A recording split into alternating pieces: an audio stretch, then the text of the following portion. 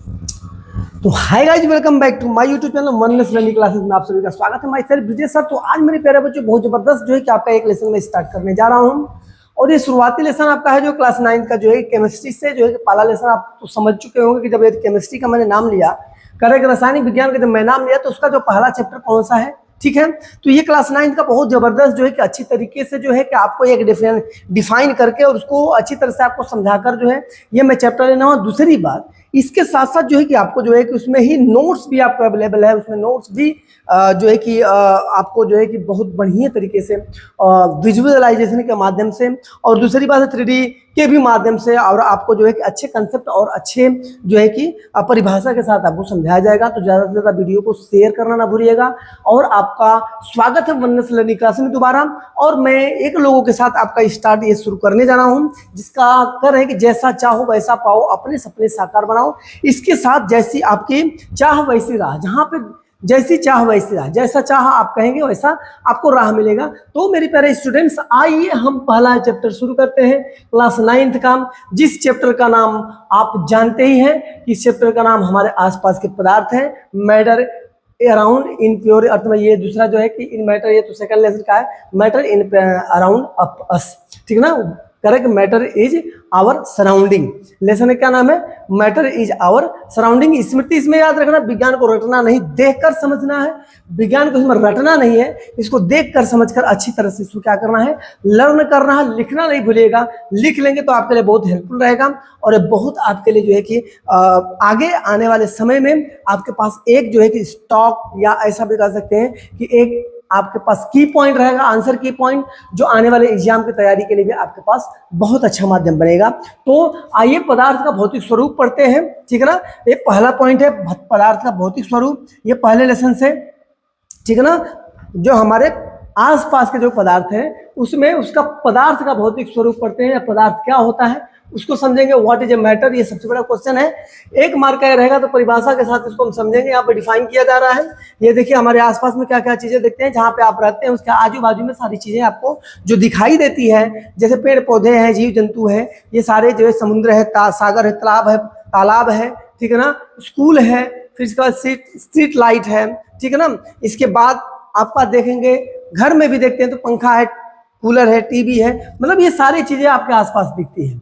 तो कहने का मतलब जितनी भी चीजें को आप देख रहे हैं, आखिर में वो क्या चीज है, किससे बना हुआ है, उसका डिफिनेशन क्या है, परिभाषा क्या है। तो वही परिभाषा हम समझते हैं, हर वस्तु जिसका द्रव्यमान होता है, करा है, ये सबसे बड़ी अच्छी परिभाषा करे कि हर वस्तु जिसका द्रव्यमान होता है और जो स्थान घेरती है उसे पदार्थ कहते हैं, ठीक है। ये एग्जाम्पल आप समझ सकते हैं। कह रहा है कि जिसका क्या होता है, एक द्रव्यमान होगा, मास होगा, जिसका क्या होता है, द्रव्यमान और मास होता है। एग्जाम्पल हम लेते हैं तो ये देखिए, ये जिससे मोबाइल हम चार्ज करते हैं, ठीक है ना, ये हमारा जो कोई भी मोबाइल इसमें हम चार्ज करते हैं तो इसको पावर बैंक बोलते हैं। तो ये पावर बैंक है, तो ये भी एक पदार्थ है। तो पावर बैंक में क्या होता है, ये जहां आप किसी भी स्थान पर रखते हैं तो ये क्या करता है, इतना जो जगह मान लीजिए कि जो भी इसका वॉल्यूम है वो कवर करता है, फिर इसके बाद इसमें कुछ ना कुछ मास होता है। तो कहने का मतलब ये है कि वही परिभाषा बता रहा है कि हर वस्तु, करेक्ट, हर वह वस्तु जिसका द्रव्यमान होता है, हर वह वस्तु जिसका द्रव्यमान होता है और जो स्थान घेरती है उसे हम पदार्थ कहते हैं। जो स्थान घेरते हैं उसे क्या कहते हैं, पदार्थ करते हैं। तो ये डेफिनेशन क्लियर हो गया। अब आइए प्राचीन विचारधारा क्या थी, यदि कोई पूछे कि प्राचीन विचारधारा के हिसाब से बताइए कि भाई परिभाषा पदार्थ क्या होगी, तो प्राचीन विचारधारा के हिसाब से हम इसको समझते हैं, ठीक है। तो कह रहा है कि भारत के प्राचीन दार्शनिक के अनुसार, भारत के प्राचीन दार्शनिक के अनुसार पदार्थ पंच तत्व से बना होता है। पुराने जो दार्शनिक थे उन्होंने बताया कि पदार्थ किसे पंचरत्न से बना हुआ है, पंच तत्व से बना हुआ है। वायु, पृथ्वी, अग्नि, जल और आकाश, इससे मिलकर बना हुआ है। वायु, अग्नि, जल और आकाश और पृथ्वी से, कहता है ना कि छित जल पावक गगन समीरा पंच रत्न यह अधम शरीरा, ठीक है। छित जल पावक गगन समीरा पंच रत्न यह अधम शरीरा मीन्स यह शरीर का जो निर्माण हुआ है ये भी 5 तत्वों से बना हुआ है। तो 5 तत्वों से बना हो तो इसका मतलब जो भी पदार्थ हमारे ये पृथ्वी पर पाए जाते हैं वो सब 5 तत्वों से मिलकर बने होते हैं। तो ये प्राचीन जो है, कोई पूछेगा प्राचीन विचारधारा क्या थी, तो प्राचीन विचारधारा को आप बता सकते हैं। दूसरा यहाँ पे आधुनिक वर्गीकरण को देखेंगे, अभी के समय का वर्गीकरण। तो आधुनिक वैज्ञानिकों ने कहा है पदार्थ को भौतिक गुणधर्म, किससे, भौतिक गुणधर्म और रासायनिक गुणधर्म प्रकृति के आधार पर वर्गीकृत किया। इसमें किया ये आधार जो है कि भौतिक गुणधर्म और रासायनिक, कौन सा गुणधर्म है, भौतिक गुणधर्म और रासायनिक गुणधर्म पे इसको वर्गीकृत किया, इसको समझाया, इसको बांटा। तो इस तरह से यहाँ पे सारे डेफिनेशन आपको क्लियर हो चुके हैं। आपने यहाँ पे देखा किस तरह से पदार्थ से सारी चीजें आपको दिख रही है। तो ये पदार्थ है, तो कह रहा है कि आधुनिक वर्गीकरण में उसको भौतिक गुणधर्म से और रासायनिक गुणधर्म से इसको क्या किया गया, बांटा गया, वर्गीकृत किया गया, समझाया गया, डिफाइन किया गया। ठीक है, तो इतनी चीजें क्लियर हो गई। अब यहाँ पर आप देख सकते हैं स्मृति इसका मेनी भी कह रहा है कि वेरी इंपॉर्टेंट जो है कि यहाँ पर है कि matter is volume and physical mass. कह रहे हैं कि मैटर जो होते हैं पदार्थ होते हैं तो उसमें वॉल्यूम होता है और फिजिकल मास होता है। मतलब हम ऐसा भी कह सकते हैं पदार्थ इक्वल टू द्रव्यमान प्लस आयतन, मतलब जिसमें द्रव्यमान और आयतन होता है तो वही चीज हमारा क्या होता है, मैटर होता है या पदार्थ होता है। इस चीज को आप समझ चुके हैं। अब अगले पॉइंट पर चलते हैं, इसको आप जूम करके लिख लीजिएगा। मैं थोड़ा सा आपको स्पेस भी दे दिया करूंगा जिसमें आप जूम करके इसको लिख सकते हैं और आपका नोट्स यहाँ पर से रेडी होता रहेगा, तैयार होता रहेगा। आने वाले समय में और आने वाले एग्जाम में आपके लिए सबसे बड़ा की पॉइंट कहते हैं ना कि वो आपके पास एक ये रहेगा, क्या बोलते हैं, हथियार। यदि आपके पास इक्विपमेंट है तो आप लड़ाई आराम से कर सकते हैं। ठीक है, तो आइए अगले पॉइंट को देखते हैं। पदार्थ कणों से मिलकर बना हुआ है। ये पदार्थ किससे मिलकर बना हुआ है, पदार्थ कणों से मिलकर बना हुआ। Particulate and nature of matter, यहाँ पर पढ़ेंगे पार्टिकुलेट नेचर एंड मैटर। यहाँ पर पदार्थ कणों से मिलकर बना हुआ। तो कैसे बना हुआ तो इसको हम समझते हैं। यहाँ पर हम फर्स्ट सेकंड और थर्ड में हम देखते हैं। यहाँ फर्स्ट सेकंड थर्ड एक्सपेरिमेंट है, एक्सपेरिमेंट प्रयोग किया गया है, इसमें देखते हैं। इसमें पहला पॉइंट आइए हम समझते हैं, उसको देखते हैं। कह रहा है पहला पॉइंट, पदार्थ लकड़ी के टुकड़े की तरह, पदार्थ लकड़ी के टुकड़े की तरह सतत नहीं, कंटिन्यूअस नहीं रहता। लकड़ी के टुकड़े की तरह कंटिन्यूअस नहीं रहता है, बल्कि रेत की तरह कणों से बने होते हैं। कैसे बना होता है, रेत की तरह ये कणों से बना होता है। रेत का जो कण देखें, जैसे मान लीजिए रेगिस्तान भाग में जाएंगे तो वहां पर देखेंगे छोटे छोटे पार्टिकल होते हैं, तो रेत के कणों से मिलकर बना होता है। प्रयोग इसका देखेंगे, पोटेशियम परमैंगनेट को कुछ क्रिस्टल, जैसे मान लीजिए 1000 लीटर, क्या बोला है कि 1000 लीटर पानी को भी रंगीन कर सकता है। 1000 लीटर का जो पानी है जिसमें हम क्या करते हैं, पोटेशियम परमैंगनेट डाल दें तो पूरे को कलर कर सकता है, पूरे को रंगीन कर देगा। मतलब चारों तरफ से क्या हो जाता है, फैल जाता है। अब निष्कर्षण क्या निकलता है, पदार्थ के कण अत्यंत सूक्ष्म होते हैं। वो इतने सूक्ष्म होते हैं, बहुत छोटे होते हैं, इतने छोटे होते हैं कि कल्पना भी नहीं कर सकते। कारण इतना छोटा होता है कि जिसकी हम कल्पना ही नहीं कर सकते हैं। और यह पदार्थ क्या होता है, जल में जो है कि 1000 लीटर पानी में पूरी तरह से घुल जाता है, चारों ओर फैल जाता है। तो कहने का मतलब यह है कि पदार्थ जो होता है, पदार्थ फिक्स नहीं होता है, वो एक लकड़ी के टुकड़े की तरह नहीं होता, बल्कि रेत के कणों के जैसा होता है, जो हवा के माध्यम से किसी माध्यम से इधर उधर हो जाता है। दूसरा प्रयोग, पोटेशियम परमैंगनेट के जो कुछ कण होते हैं, क्रिस्टल जो होते हैं, यदि हम 1000 लीटर पानी में डाल दें तो चारों ओर फैल जाता है। और तीसरा यहाँ पर निष्कर्षण, पदार्थ के अत्यंत सूक्ष्म कण बहुत छोटे होते हैं, इतने छोटे होते हैं कि वो क्या होते हैं, वो हमारी कल्पना भी उसको जो है कि करेगा, हम कल्पना भी उसकी नहीं कर सकते, इतना छोटा होता है। ठीक है ना। जबकि इसके बाद जो है कि इसके पहले हमने पढ़ा था कि परमाणु, ये जो कहता है द्रव्य, जो छोटा पार्टिकल होता है विभाज्य, वो अविभाज्य कण है, इसके बारे में पढ़े हैं। तो वही उसके बारे में कह रहा है कि ये इसके बारे में हम कल्पना नहीं कर सकते हैं। यहाँ पर देखिए, यहाँ पर जिस तरह से यहाँ पे मिलाया गया फर्स्ट नंबर में तो गढ़ा हुआ, फिर बाद में धीरे धीरे करके थोड़ा सा डाउन हुआ, फिर इसमें थर्ड में क्या हो जाता है, डाउन हो जाता है। मतलब इस तरह से हो जाता है। तो कहने का मतलब ये क्रिस्टल जो है पूरी तरह से क्या होता है, देख रहे थे क्रिस्टल यहाँ पर हैवी था पहले, इसके बाद थोड़ा सा लूज हुआ, फिर इसके बाद यहाँ पर लूज हुआ, तो धीरे धीरे कम हो जाता है। यहाँ पर हम स्मृति याद रखेंगे, वेरी इंपॉर्टेंट पॉइंट क्या है, कह रहा है कि कण इतने छोटे होते हैं, क्रिस्टल में लाखों करोड़ों सूक्ष्म कण होते हैं। मतलब किसी क्रिस्टल में जो होता है लाखों करोड़ों सूक्ष्म कण होते हैं। Means dilution is equal to division of particle, dilution is equal to division of particle. तो इस तरह से ये पॉइंट को आपने यहाँ पर देखा, इसको नोट्स कर लीजिएगा, वेरी इंपॉर्टेंट पॉइंट्स हैं जो आने वाले आपके एग्जामिनेशन में सबसे बड़ा जो है रोल अदा करने वाला है, और आपकी तैयारी में भी, ठीक है ना, ये तैयारी में भी सबसे बड़ा इंपॉर्टेंट रोल अदा करने वाला है।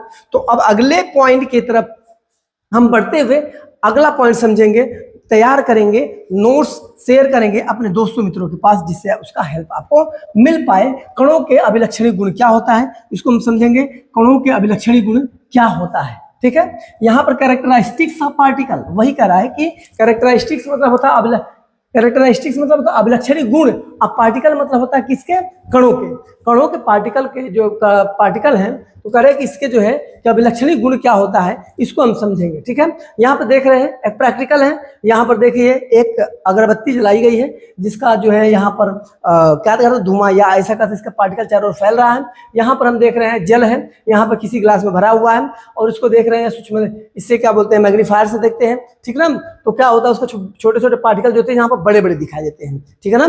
तो ये क्या है, इसको समझते हैं कैसे है, इसके बारे में देखते हैं। तो आइए हम पहला पॉइंट पढ़ते हैं। पहला पॉइंट देखते हैं क्या है। पहला पॉइंट यहाँ पर पहला पॉइंट देखते हैं, कणों के बीच रिक्त स्थान होता है। ये पहला point, this is very important point, note कर लीजिएगा। कह रहा है कि कणों के बीच रिक्त स्थान होता है, ठीक है।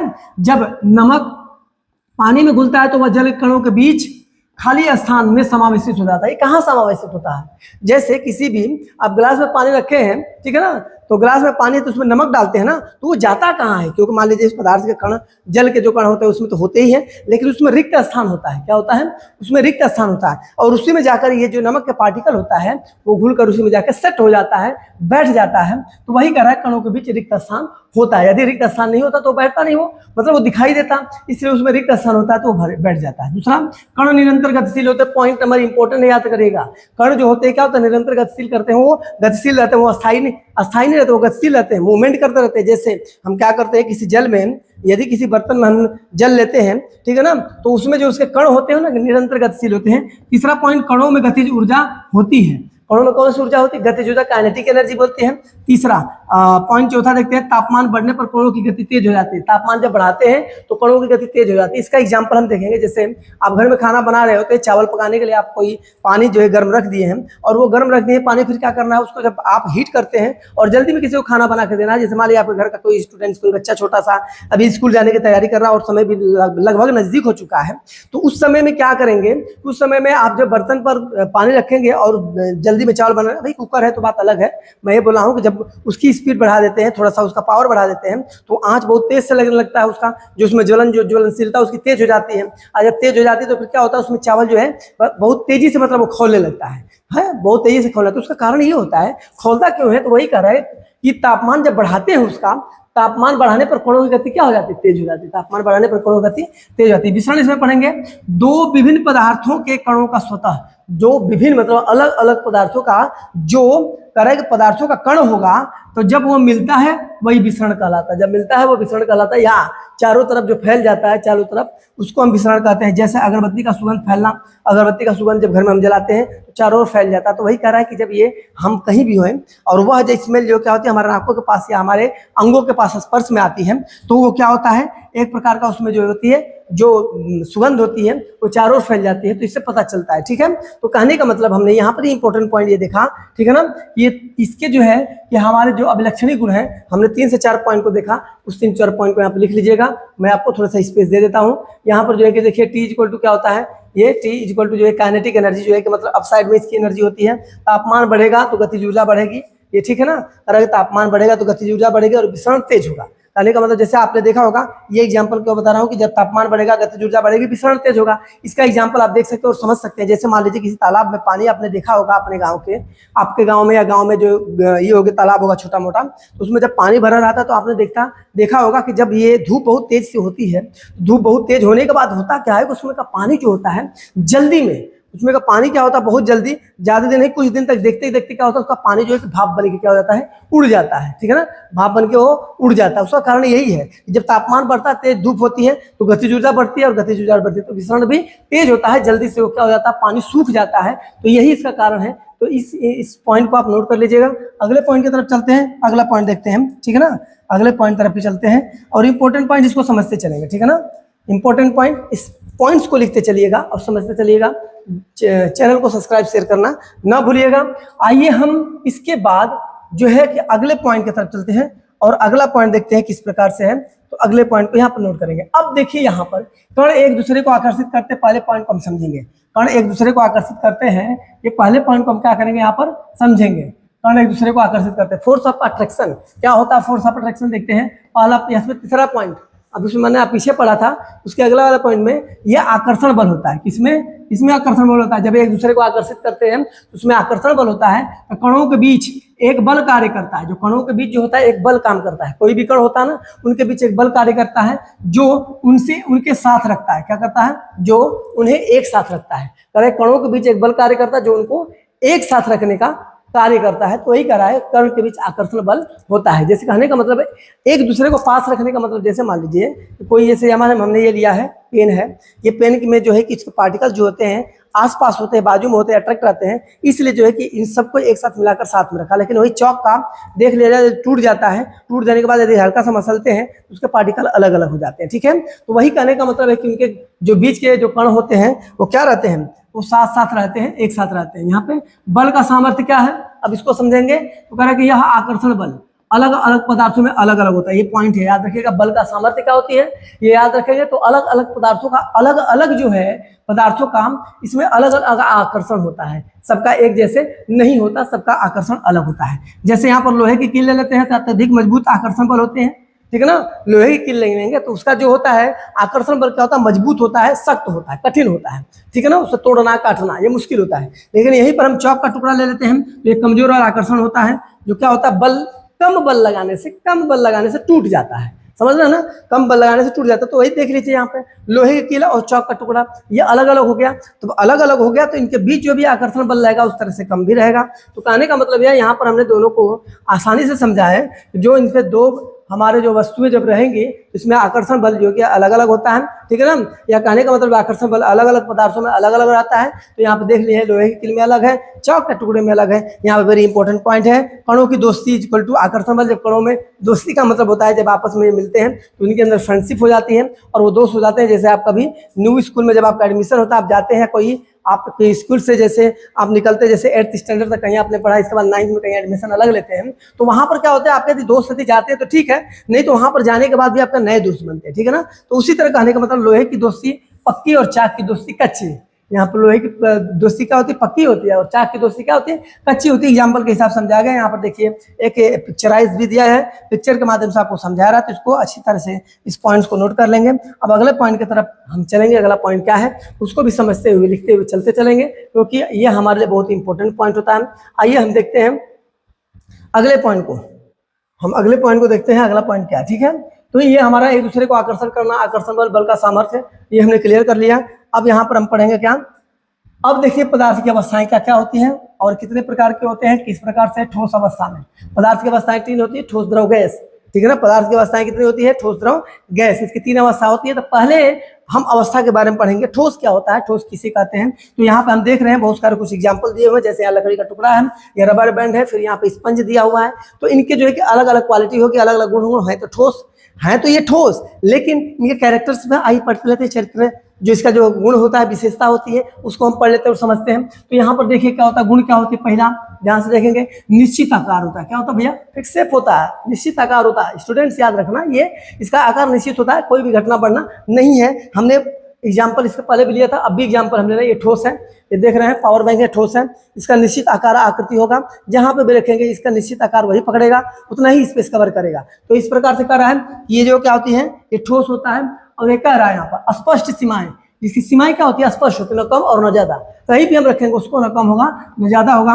स्थिर आयतन होता है, नगण्य संपीडन होती है। संपीडन उसका क्या होती है, नगण्य, ना के बराबर संपीडन होता है, याद रखेगा। नेग्लिजिबल कंप्रेसिबिलिटी होती है इसके अंदर। बाह्य बल लगाने पर भी ठोस अपना आकार बनाए रखता है। जिसको बाह्य बल लगाते हैं तो वो क्या होता है, अपना आकार बनाए रखता है, उसमें कोई बदलाव नहीं होता। जैसे कोई लकड़ी का टुकड़ा है, इसको लेते हैं, इसको दबाते हैं या धक्का देते हैं किधर से भी, तो इसके अंदर आकृति और आकार में परिवर्तन नहीं होता है, ये याद रखेगा। This is important point. इसमें रिजिडिटी जो दृढ़ होता है, मजबूत होता है, सख्त होता है, ठीक है। इस पॉइंट्स को आप नोट कर लीजिएगा। अपवाद कुछ इसमें है जो ठोस होते हुए भी अपवाद में आते हैं। कह रहा है यहाँ पर कि जैसे रबर बैंड है, ये भी ठोस होता है, ठीक है, लेकिन बल लगाने पर आकार बदलता है। क्या होता है, बल लगाने पर जब रबर को दबाते हैं तो उसका आकार बदलता है, और हटाने पर क्या अपने मूल अवस्था में आ जाती है, मतलब वो ठोस में आ जाता है। तो कहने का मतलब है तो ठोस, लेकिन इसकी कुछ क्वालिटी होती है इसको बिलोंग नहीं करती है, इसलिए उसको अपवाद सेक्शन में रखा जाता है, ठीक है ना। इसको अपवाद सेक्शन में रखा जाता है। स्पंज को लेते हैं तो इसमें छोटे छोटे छिद्र होते हैं, जिसमें वायु भरी होती है। छोटे छोटे छिद्र होते हैं जिसमें वायु भरी होती है, और दबाने पर वायु बाहर निकलती है। जब उसको दबाया जाता है तो वायु बाहर निकलती है, इसलिए इसका संपीड़न संभव है, और यह ठोस भी होता है। इसका संपीड़न क्या होता है, संभव है, और ये ठोस होता है। इसको ठोस में गिनती हो जाती है, लेकिन ये अपवाद में आता है। जैसे कहने का मतलब, कोई आपके पास स्पंज है, स्पंज देखेंगे तो दबाएंगे तो दब जाएगा, फिर अपनी अवस्था में आ जाता है, अपनी अवस्था में आ जाता है, ठीक है ना। उसमें से वायु निकलती है, फिर अपनी अवस्था में आ जाता है। तो कहने का मतलब क्या हो जाता है, इसलिए इसका संपीड़न संभव है, उसमें संपीड़न होती है, उसमें संपीड़न होती है, फिर भी वह ठोस है। तो कुछ अपवाद को भी हम यहाँ पर समझते चलेंगे, उसको लिखेंगे, ठीक है ना। तो यहाँ पर देखिए कुछ यहाँ पे इंपॉर्टेंट पॉइंट, ठोस फिक्स होते हैं, आकार फिक्स होता है, आयतन फिक्स होता है, तीनों फिक्स होता है। स्पंज जो होता है, स्पंज जो होता है वो दबता है, और क्योंकि उसकी हवा निकलती है, पदार्थ नहीं, वो हवा निकलती है, पदार्थ नहीं निकलता है, इसलिए वो पदार्थ होता है। इस पॉइंट्स को आप नोट कर लीजिएगा, ये बहुत इंपॉर्टेंट पॉइंट था। अब आगे की तरफ हम देखेंगे, इनकी अवस्थाओं के बारे में समझते हैं। अवस्थाएं क्या होती है, इनको जहां पर रखा जाता है, किस प्रकार की अवस्था बनाती है, this is very important point. पदार्थ की अवस्थाएं के बारे में समझेंगे, तो पदार्थ की अवस्थाओं में हम आएंगे दूसरे पॉइंट पर, द्रव की अवस्था में। इसकी अवस्था में लिक्विड स्टेट के बारे में पढ़ेंगे। अभी तक हमने किसके, सॉलिड स्टेट के बारे में पढ़ा। आइए लिक्विड के गुण क्या होते हैं समझते हैं। इसका आकार अनिश्चित होता है, पॉइंट भी नोटेड, आकार अनिश्चित होता है। जिस बर्तन में रखेंगे उसी का ये जगह कवर कर लेता है। जैसे लोटे में रखेंगे, लोटा का फिर ग्लास में रखें, पानी वही है, पानी एक ही है, बोतल का पानी ले इसको ग्लास में रखेंगे तो ग्लास का जगह कवर कर लिया। फिर इसके बाद जो है कि उसको यदि किसी बॉटल में रखते हैं तो बॉटल का कवर कर लेता है, बाल्टी में रखते हैं तो बाल्टी का, मतलब जिस बर्तन में रखेंगे वो उसी का आकार कवर कर लेता है। तो वही कह रहा है कि उसका आकार अनिश्चित होता है। अब लेकिन यहाँ पे कह रहा है कि आयतन निश्चित होता है। आयतन क्या होता है, याद रखिएगा, आयतन निश्चित होता है और आकार अनिश्चित होता है। This is very important point. द्रवों में बहाव, इसमें बहाव होता है, इसमें क्या होता है, बहाव होता है, इसलिए इसे दृढ़ नहीं बल्कि तरल होते हैं, इसलिए इसके दृढ़ नहीं बल्कि तरल कहेंगे। जैसे पानी को हम क्या करते हैं, नीचे की तरफ गिराते हैं, तो पानी जब नीचे की तरफ गिरते तो चारों क्या हो जाता है, फैल जाता है, एक साइड में जाएगा नहीं, वो चारों हो जाता है, क्या होता है, फैल जाता है, ठीक है। तो इस प्रकार से यहाँ पर हम देख रहे हैं कि द्रव में भाव होता है। विसरण को पढ़ेंगे तो ठोस की अपेक्षा द्रवों में क्या करा है, ठोस की अपेक्षा द्रवों में विसरण दर अधिक होती है। ठोस की अपेक्षा द्रवों में विसरण दर क्या होती है, अधिक होती है, क्योंकि कण स्वतंत्र गति करते हैं। याद रखिएगा, विसरण इसलिए होता है, मतलब फैलता इसलिए है ये चारों ओर, विसरण मतलब फैलता इसलिए चारों ओर क्योंकि इसमें अधिक होती है और स्वतंत्र रूप से चारों ओर फैलता है, ठीक है ना। विसरण अधिक होने के बाद से चारों ओर फैलता है। अब जलीय जीव में देखेंगे, वातावरण की गैसें जो होती है O2 और CO2, कार्बन डाइऑक्साइड और ऑक्सीजन, क्या होते हैं, विसरित होकर जल में घुल जाती है, विसरित होकर जल में घुल जाती है, जिससे जलीय जंतु श्वास लेते हैं। याद रखिएगा, आप ये सोचते होंगे, मन में प्रश्न आता होगा कि यदि जल में रहने वाले जो जीव होते हैं वो श्वसन प्रक्रिया कैसे करते हैं। तो जो जल में रहने वाले जीव होते हैं श्वसन प्रक्रिया इस तरह से करते हैं, क्योंकि CO2 और कार्बन डाइऑक्साइड और ऑक्सीजन क्या होता है, उस जल में विसरित होता है, जिसके वजह से वो क्या करते हैं, जब वह श्वसन प्रक्रिया करते हैं तो ऑक्सीजन का अपने अंदर जो है उसका यूज करते हैं। तो आइए इंपॉर्टेंट पॉइंट्स को यहाँ पर नोट करेंगे। यहाँ पे द्रव बराबर कॉपी कैट होती है, मतलब जिस बर्तन में रखेंगे उसी बर्तन का कवर करता है, जिस बर्तन में डालो उसी का आकार ले लेता है, ठीक है ना। इसलिए इन पॉइंट्स को आप नोट कर लीजिएगा, ये पॉइंट इंपॉर्टेंट था, इसको याद कर लीजिएगा, इसको नोट कर लीजिएगा। आइए अब अगले पॉइंट को देखते हैं हम। यहाँ पर दिया है पदार्थ की अवस्थाएं गैसीय अवस्था में, ठीक है ना, पदार्थ की अवस्थाएं, यहाँ पर गैसीय अवस्था को समझते हैं। यहाँ पदार्थ की अवस्था में हम पदार्थ की गैसीय अवस्था को समझेंगे, गैसीय अवस्था क्या होती है, इसका स्टेट क्या होता है समझेंगे। यहाँ पर पहला गुण यहाँ पर देख लेंगे, यहाँ पर जो पहला गुण है तो कह रहा है यहाँ पर सर कि ये अत्यधिक संपीड़ित होती है। क्या होती है, ये अत्यधिक संपीड़ित होती है, हाई कंप्रेसिबल होता है, अनियमित तीव्र गति करती है।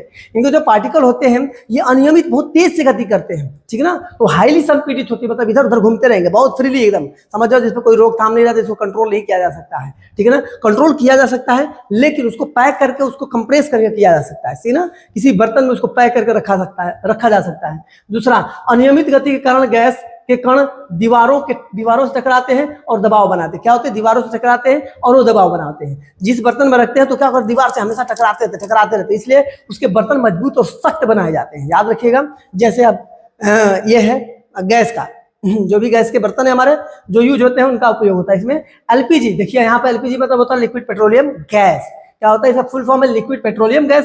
घरों में खाना बनाने के लिए इसका प्रयोग किया जाता है, इसलिए उस सिलेंडर का जो ये होता है वजन जो होता है, उसकी मोटाई जो होती है वो ज्यादा रखी जाती है कि विस्फोट या कभी फटे ना, जिसके कारण जो है कि नुकसान न हो, इसलिए उसके मोटे बनाए जाते हैं। सीएनजी को हम जानते हैं कंप्रेस्ड नेचुरल गैस होता है, वाहनों के ईंधन के रूप में प्रयोग किया जाता है। ये याद रखिएगा, सीएनजी का मतलब कंप्रेस्ड नेचुरल गैस। इसको भी आपने देखा हो, जो गाड़ियां चलती है उसमें सीएनजी लगाए जाते हैं। पीछे की तरफ आप देखे होंगे एक जो है कि क्या होता है कि ये लंबा सा जो एक बेलनाकार भाग जैसा एक ये होता है, मतलब लोहे की बनी हुई, ठीक है ना, लोहे की बनी बर्तन होती है जिसमें वो रखी जाती है, ठीक है ना, पॉट होता है।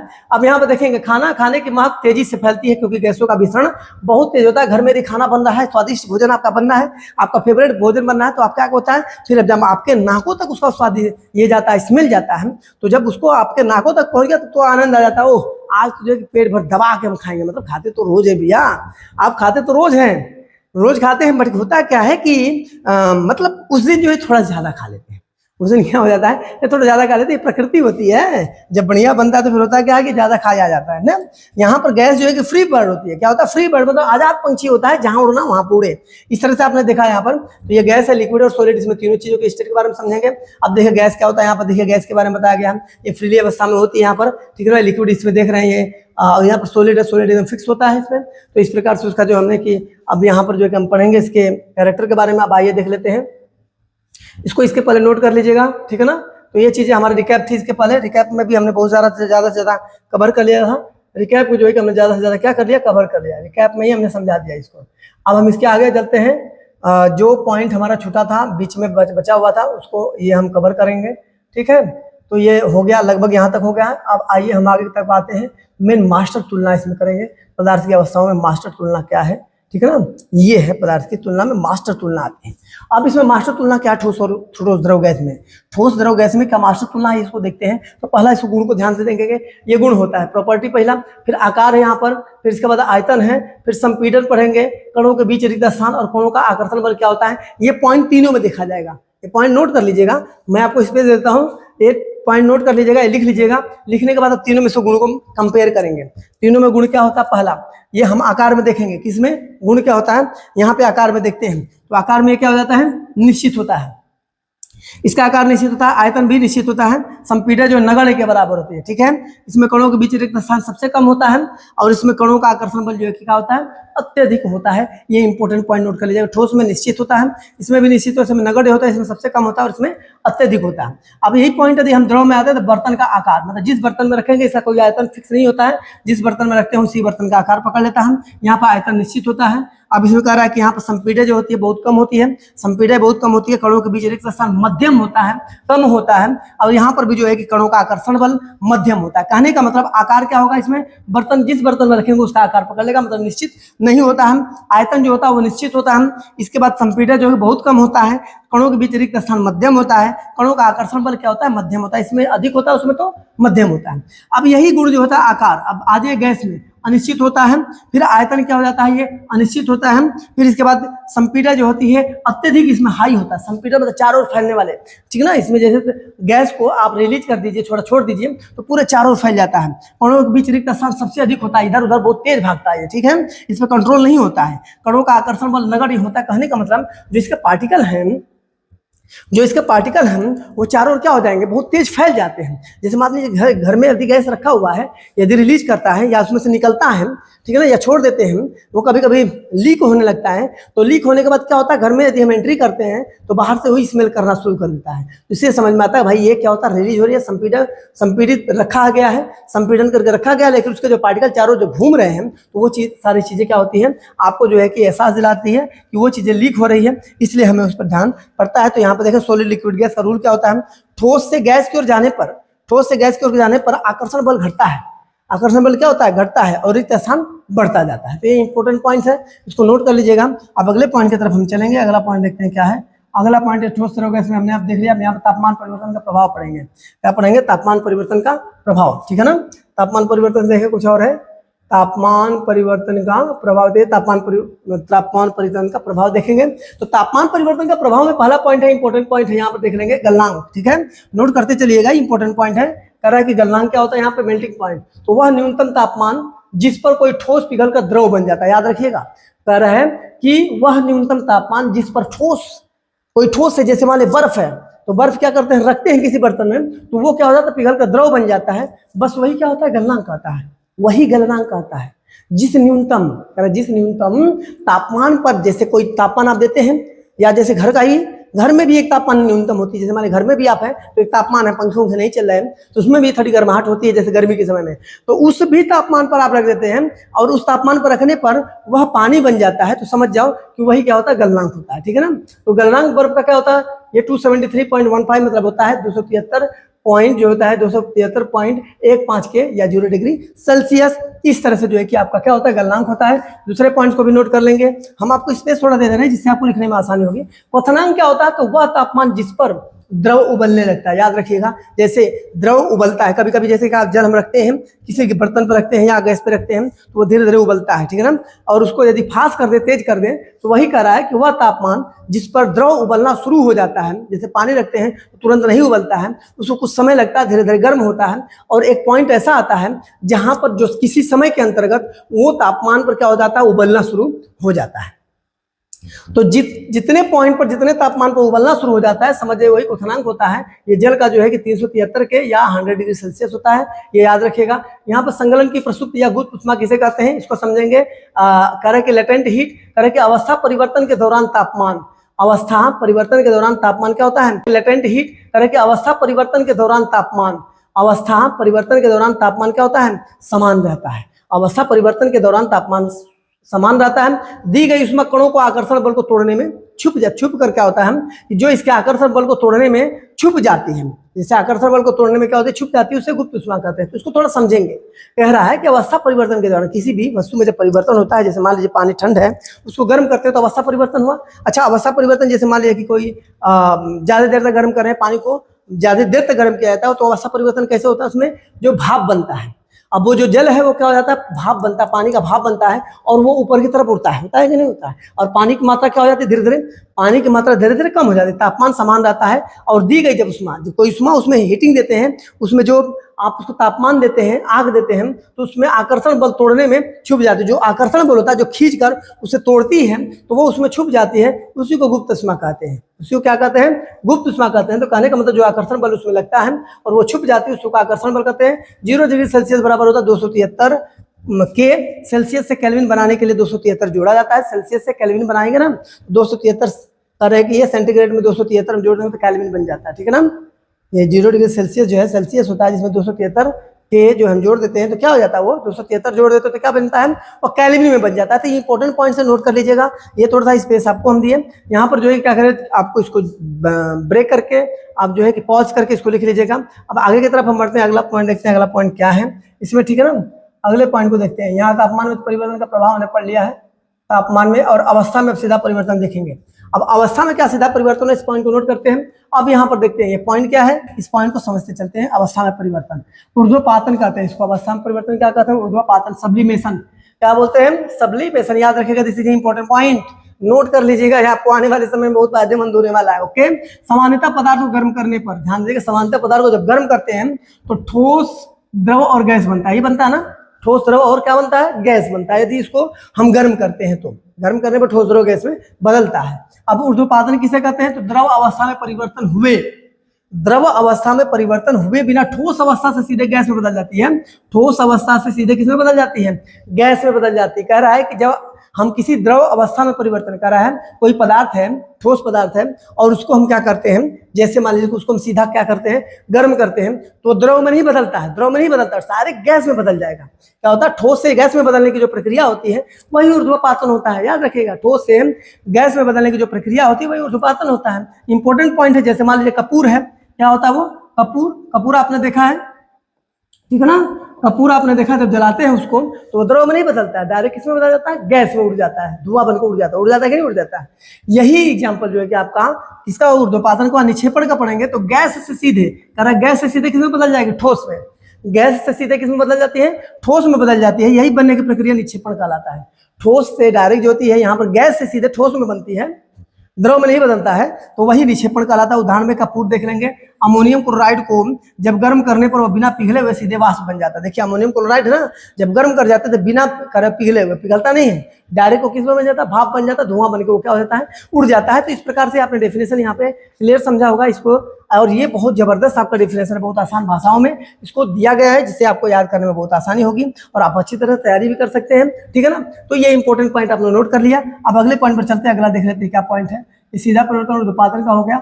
अब इसके बाद हम वाष्पीकरण पढ़ेंगे। क्या पढ़ेंगे, इसके बाद हम वाष्पीकरण पढ़ेंगे। वाष्पीकरण क्या है, this is very important point, इस इंपॉर्टेंट पॉइंट को भी समझते हैं।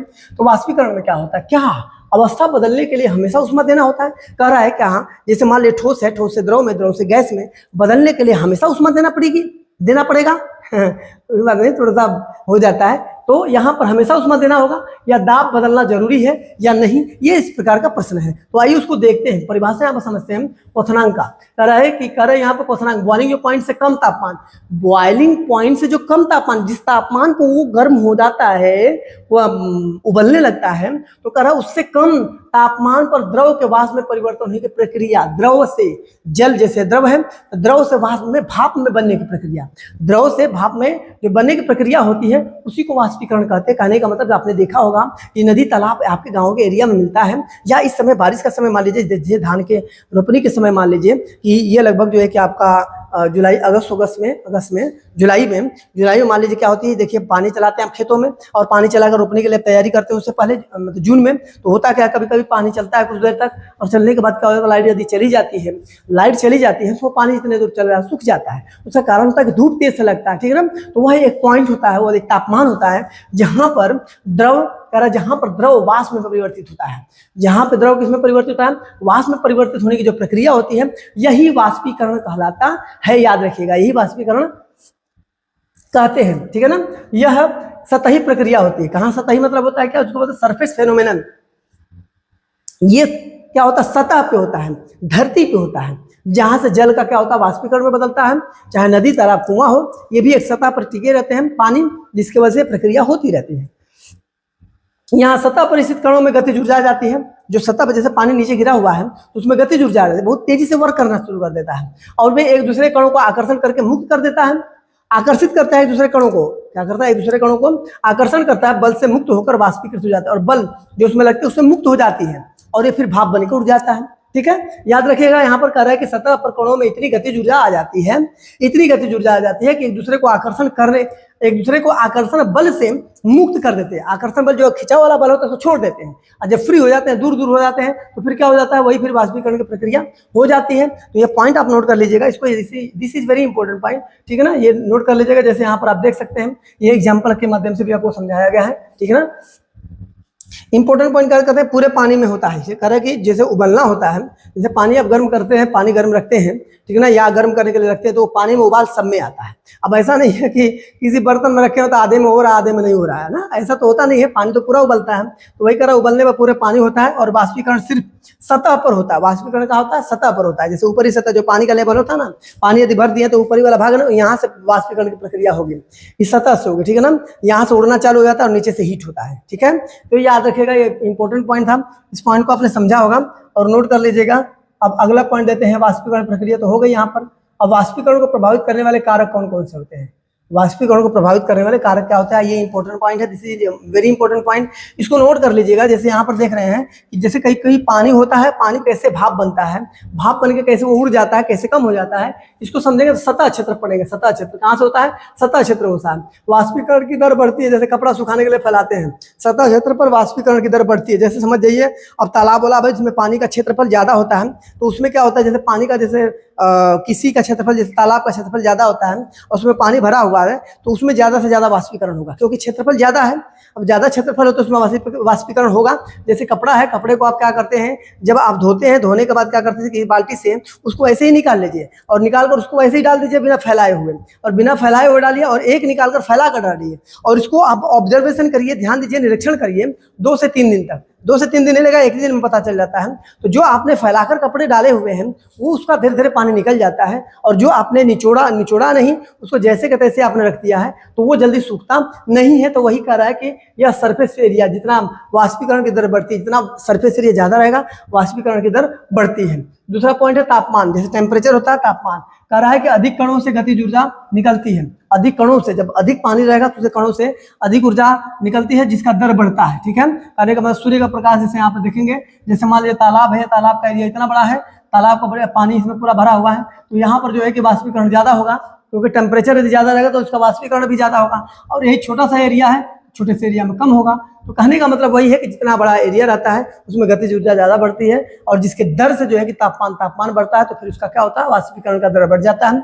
अब यहाँ पर आर्द्रता को पढ़ेंगे। आर्द्रता देखिए, आर्द्रता का नमी बना होता है। नमी जैसे बारिश के समय में क्या होता है, बारिश के समय में बारिश होती है, धूप नहीं होता है, ठीक है ना, तो उस समय नमी बनी रहती है, गीला गीला रहता है, ठीक है ना, कपड़े भी हमारे गीले गीले और जो बदन भी हमारे गीले गीले रहते हैं। तो उस समय हवा में नमी पहले से अधिक होती है। जब हवा भी उसमें चलता है तो उसमें नमी अधिक होती है, तो वाष्पीकरण का दर घट जाता है, उसमें वाष्पीकरण कम होगा, याद रखिएगा। अब जैसे कहने का मतलब ठंड के समय में आप कोई कपड़े को यदि आप सुखाते हैं और उसको डालते हैं तो उस समय क्या होती है, उस समय जो है कि आर्द्रता आपकी ज्यादा रहती है। आर्द्रता उस समय ज्यादा रहती है, मतलब हवा में नमी रहती है, जिसकी वजह से ठंड लगता है, तो उस समय कपड़े जो है कि ज्यादा देर से सूखते हैं, ज्यादा समय लगता है। अब आइए चौथा, वायु की गति को पढ़ते हैं। विंड स्पीड क्या होती है, यदि विंड स्पीड तेज हवा होता है तो जलवाष्प उड़ जाता है, याद रखिएगा। यदि तेज हवा होती है तो जलवाष्प क्या होता है, बहुत तेजी से होता है। जैसे मान लीजिए किसी तालाब में पानी है तो उसका वाष्पीकरण उसमें क्या हो जाएगा, तेजी से होगा। तो ये इंपॉर्टेंट पॉइंट्स आप नोट कर लीजिएगा, ये बहुत इंपॉर्टेंट पॉइंट था, इसको समझ लेते हैं यहाँ पर। अब यहाँ पर एरिया है, टेम्परेचर, विंड है। एरिया ज्यादा रहेगा, टेम्परेचर ज्यादा होगा तो हवा ज्यादा तेज रहेगा। एरिया ज्यादा है, टेम्परेचर ज्यादा है और हवा तेज है, तो समझिए इवोपोरेशन की जो प्रक्रिया होती है वो तेज होती है। सिर्फ आर्द्रता में जो काम उल्टा काम होता है। आर्द्रता में जहाँ नमी होती है ठंड होने के समय में, ठीक है ना, ठंड होने के समय में जो है कि उसमें कमी होती है, वो तेजी से नहीं होता है। तो ये पॉइंट आपने नोट कर लिया, इसको नोट कर लीजिएगा। मैं आपको थोड़ा सा स्पेस यहाँ पे दे दिया, इसको जूम करके आप लिख सकते हैं, ठीक है। अब हम अगले पॉइंट को देखिए, और अगला पॉइंट क्या है उसको समझते चलते हैं। तो ये हो गया वाष्पीकरण को प्रभावित करने वाले कारक हो गया। अब यहाँ पर वाष्पीकरण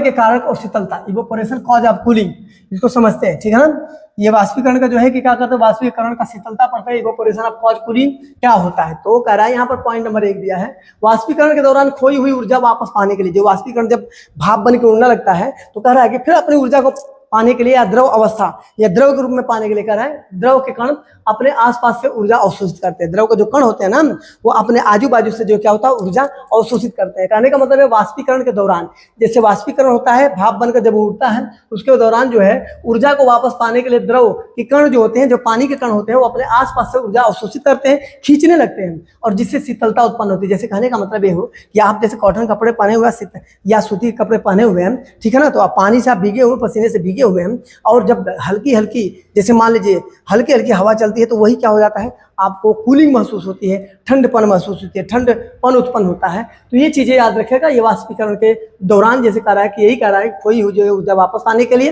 वो क्या करता है, आसपास से ऊर्जा अवशोषित करता है, जिससे उसमें शीतलता उत्पन्न हो जाती है। दैनिक जीवन के उदाहरण यहाँ पढ़ेंगे। कह रहा है कि हथेली पर जब एसीटोन लगाते हैं, हथेली पर जब एसीटोन रखते हैं तो हथेली से ऊर्जा लेकर वाष्पीकृत होता है, जिससे हथेली ठंडी हो जाती है। क्या हो जाती है, जब उस पर हथेली पर रखते हैं तो उससे वो ऊर्जा क्या करती है, वो ठंडी हो जाती है। गर्मियों में सूती कपड़े देखते हैं, सूती कपड़े पसीना अधिक सोखते हैं, और पसीने के वाष्पीकरण से शरीर को ठंडक मिलती है। जब आप गर्मियों में जो कपड़े, आप सूती कपड़े पहनते हैं, तो क्या हो जाता है, आपके शरीर से जब पसीने निकलते हैं तो क्या हो जाता है, उन कपड़ों के बीच रिक्त स्थान होते हैं, उसमें वो भर जाता है, और जब भर जाता है तो धीरे धीरे वो क्या हो जाता है, कूल होता है। कूल होने के बाद आपके बॉडी को मतलब ठंडक देती है। अब यहाँ पर बर्फीले जल का गिलास में यदि हवा जल, यहाँ पे देखिए जलवाष्प ठंडे गिलास के संपर्क में जब आता है, किसी गिलास में आप क्या करते हैं, ठंड पानी रख देते हैं, और उसको नॉर्मल मतलब एक जैसे ठंड पानी उसमें गिराते हैं और गिलास को रख दीजिए। जब गिलास को रख देते हैं तो उसमें देखिए बूंद बूंद टाइप करके उसके बाहरी क्षेत्रफल पर, मतलब बाहरी जो है कि वाले भाग पर जो है बूंद बूंद करके पानी आ जाता है।